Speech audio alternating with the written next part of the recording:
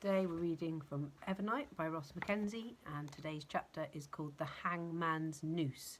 It's the 16th chapter. Lara's favourite thing about her forgotten attic in the opera house was the stillness. In a city like King's Haven, where people crawled over each other like an infestation of mites, quiet was rarer than stardust. When Lara woke each morning, she could tell what sort of day it was going to be before she opened her eyes. The sound of birds' song from the roof was always a sign that it was clear and bright, while the distant calls of foghorns meant the world was blanketed in smog. Sometimes, in winter, she'd wake up to the padded hush of fresh snowfall. For days now, Lara had been greeted, upon waking, by the steady patter of freakish summer rain. But this morning, when she stirred from fading dreams, the murmuring rain was absent, and an unfamiliar sound filled the quiet. Faraway voices, yelling, cursing. As the last cobwebs of sleep fell away, Lara became aware that there was structure to the noise, a rhythm like a drum beat. A crowd was repeating the same word over and over. Hag! Hag! Hag! Lara dressed quickly, grabbing the locket from under her pillow and putting it on, tucking it beneath her shirt. She rushed down through the empty silence of the opera house to a side door and slipped through to the alleyway beyond. A few seconds later, she was out into the Avenue of the Gods. She had seen hag hangings before, and she despised them, as she despised cruelty towards any living thing. There were hag spies, or so she'd heard, scattered all over the kingdom. According to the king's law, all hags were dangerous killers, and yet Lara had never seen any actual evidence of this.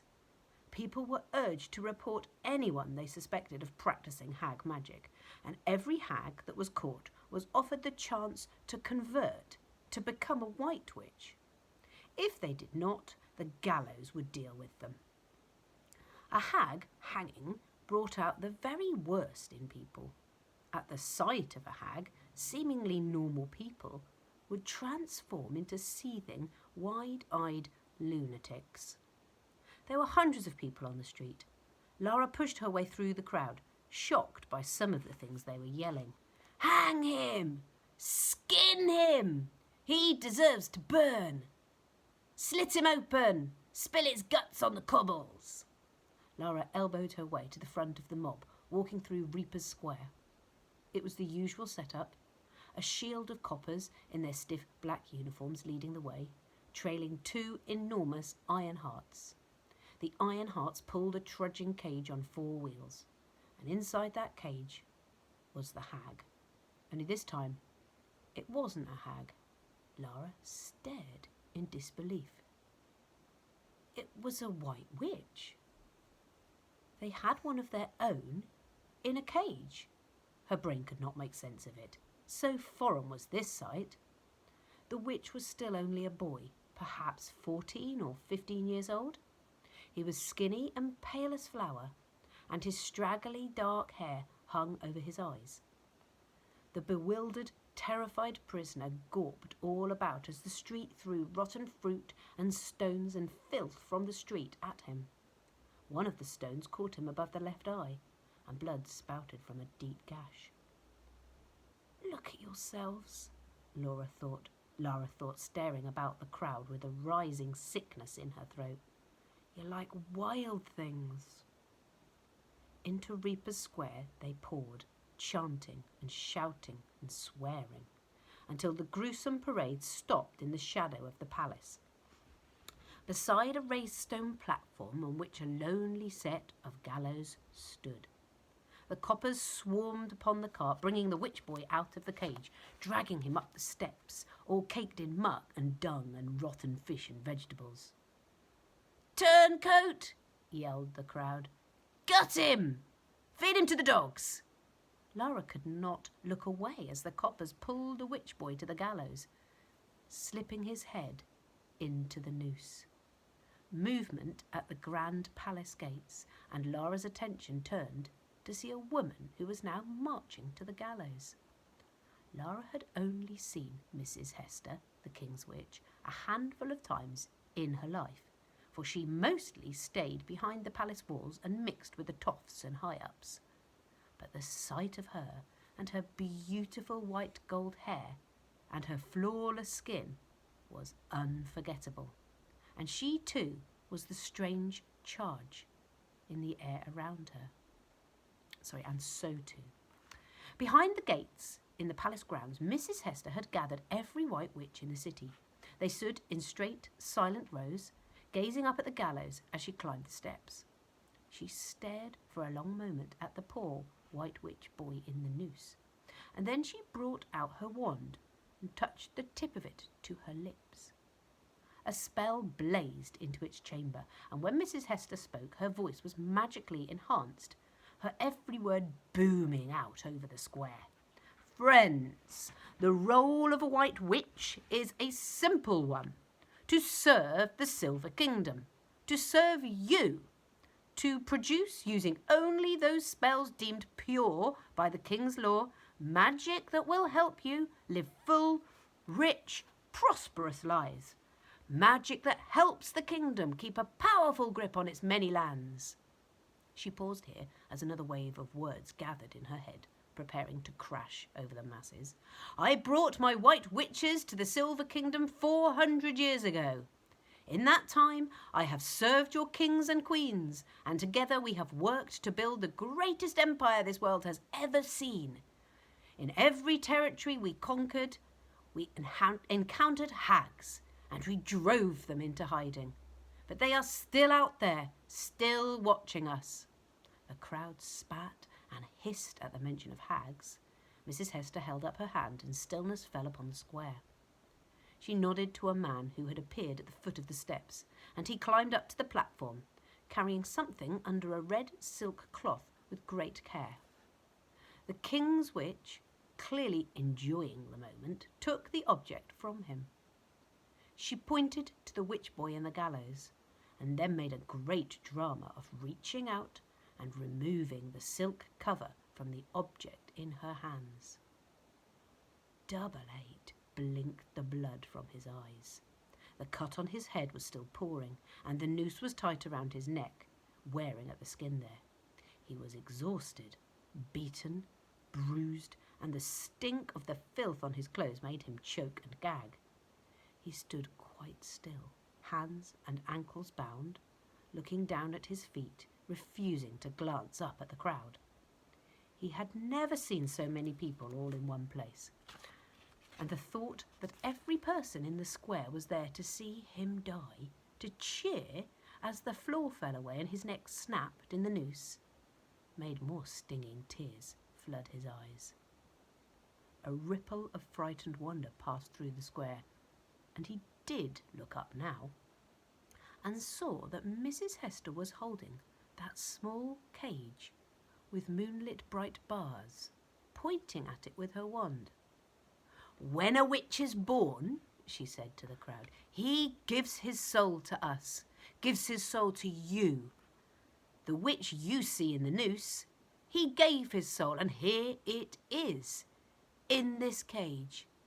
And he wants to leave us. He wants to run away. And so it is my sad duty to make an example of him this morning. This is a message to you, friends. White witches will never leave you, never desert you. She swiveled to face the palace to address the assembled white witches. And a message to you, my white witches.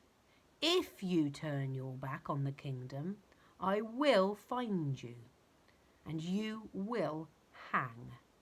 And when you die, I will keep your soul, and you will never, ever, and you will be lost forever, lost between life and death. The crowded square erupted at this. The roar was so fierce and deafening, Double 8 felt it crash against him.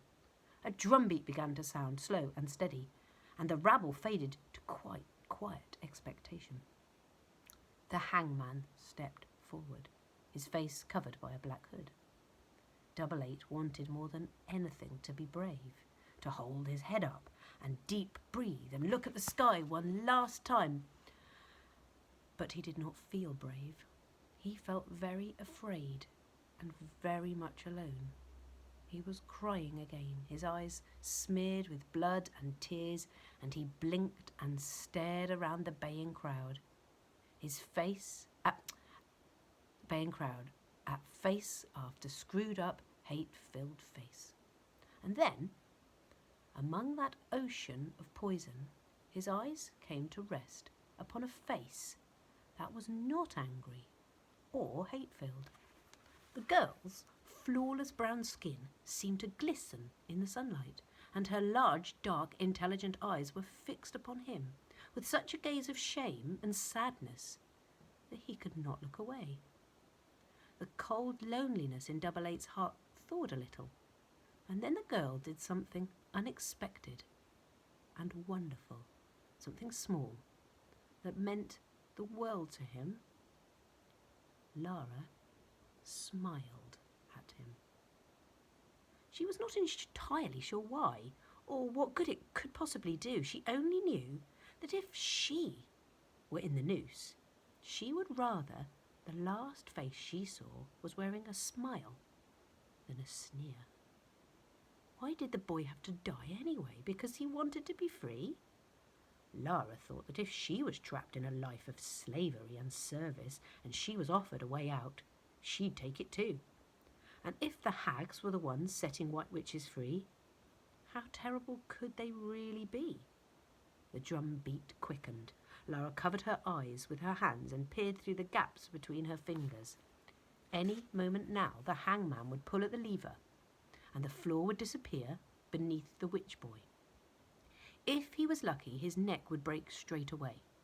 But Lara had seen gruesome hangings where the poor cove on the end of the rope twisted and twitched this way and that, eyes popping with blood as they slowly choked to death. The hangman reached for the lever. A flash of light. Look! Up there! There's folks on the roof. What's that? What are they doing? If Lara hadn't seen it for herself, she wouldn't have believed it. There were two people on a nearby rooftop holding wands aloft, and dark smoke was drifting up from the wand tips. The smoke twisted into the air, billowed, and formed a cloud that hung over the square. The cloud tumbled and rolled and took shape. Here, wings unfolded from a smoke body, and there an armour-plated head formed big as a carriage. "Dragon!" came a voice from the crowd. "Don't be daft, it's nothing but smoke." "Hags! Hag magic! Run!" An enormous bang and a great shockwave cut through the crowd. The smoke exploded outwards, leaving in its place a dragon made of swirling red fire. The fire dragon beat its wings, sending blasts of scorching air towards the people.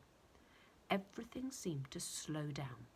She watched what was happening like it was a dream, as if she was watching someone else's life from the outside. Panic, screams, chaos.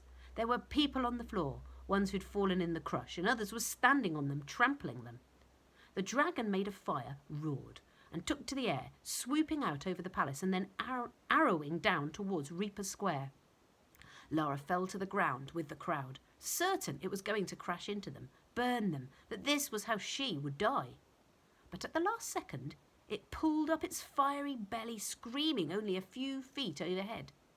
The heat from it was searing and choking. Lara scrambled to her feet. She helped somebody up, some toff lady. "Run!" Lara told her. "Run!" The fire dragon circled again and swooped low over the crowd, scattering people like fallen leaves. Somewhere in Lara's head, a thought came to life. It's not burning anyone. It wasn't an attack. It was a distraction. She swung around to face the gallows, saw the rope swinging, the noose empty. The witch boy was gone, and beside the gallows, the king's witch was fumbling with a spell bottle, loading it into the chamber of her wand and pointing it skyward. The tongue of flame that leapt from her wand became a serpent, and the serpent met the fire dragon high above the streets, coiled around it, and the two fire creatures unravelled and faded, leaving ghostly shapes in the smoking sky. The scattered crowd of people picked themselves up, helping each other, looking up in awed wonder. Lara decided that this was not a good place to be. The coppers would be looking to make anyone, pay for this, and if you were from the slums, then the odds of it being you were very likely. So she cut through the square and ran across Bone Bridge towards the slums and the sewers and the place that still seemed real. Mrs. Hester stood panting at the gallows, staring wildly around the smoke-filled square. She stormed over to the empty noose, grabbed the rope, checked the rooftops. There were no signs of the hags. A ripple of unease passed through the watching regiments of white witches, for even though Mrs. Hester had taken their souls, and they could not dream of happiness or freedom, fear could still touch them. And there was nothing to be feared more than Mrs. Hester's fury. Crazy-eyed, she dashed across the platform and grabbed the soul cage, which had been tipped over in the chaos. The boy's soul was still in there. They hadn't managed to free it, but they had used their damned escape spell on the boy, embarrassed her in front of the city, in front of her witches. Mrs. Hester looked at the sky and screamed. Then she marched off towards the palace.